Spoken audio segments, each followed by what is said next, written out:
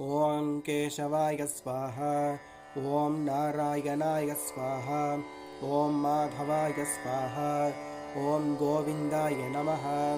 ॐ विष्णवे नमः। ॐ मधुसूदनाय नमः। ॐ त्रिविक्रमाय नमः। ॐ वामनाय नमः। ॐ श्रीधराय नमः। ॐ ऋषिकेशाय नमः। ॐ पद्मनाभाय नमः। ॐ दामोदराय नमः। ॐ सङ्कर्षणाय नमः। ॐ वासुदेवाय नमः। ॐ प्रद्युम्नाय नमः। ॐ अनिरुद्धाय नमः।